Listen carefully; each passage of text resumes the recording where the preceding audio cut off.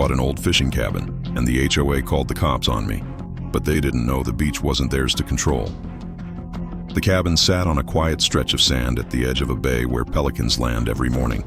It was run down, weathered, and smelled like salt and cedar, but it was mine. The deed included a recorded easement for beach access dating back 50 years before the HOA existed.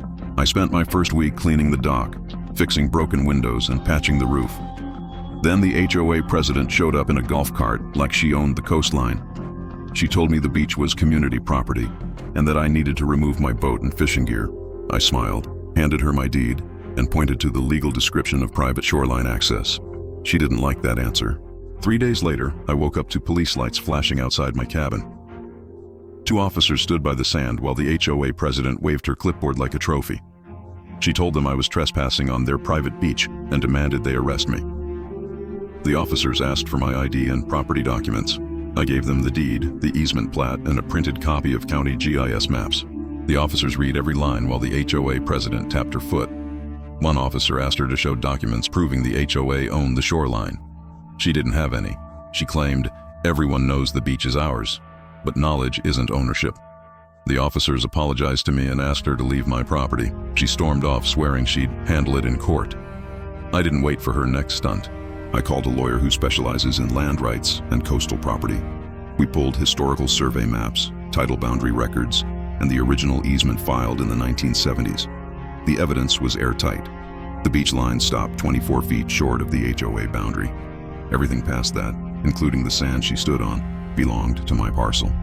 A week later, I received 13 violation notices. Unauthorized watercraft, unapproved structure, restricted shoreline usage. None of the citations matched any real law or county rule. My lawyer sent a cease and desist letter for harassment and misuse of authority. We notified the county, the sheriff, and the state coastal commission. The coastal commission sent an investigator to check boundaries. When he finished measuring, he told the HOA their signs, fences, and private beach claims were illegal. The commission ordered them to remove every sign blocking public shoreline access. They were fined for unauthorized control of a public waterway and forced to pay my legal fees. Homeowners were furious when they learned the HOA president had lied for years. They thought the beach was theirs, but the commission confirmed most of it was state property and the rest was mine. The community voted to remove her at the next meeting. She packed up her beach chairs and never came back. Now I wake up to the sound of waves instead of threats.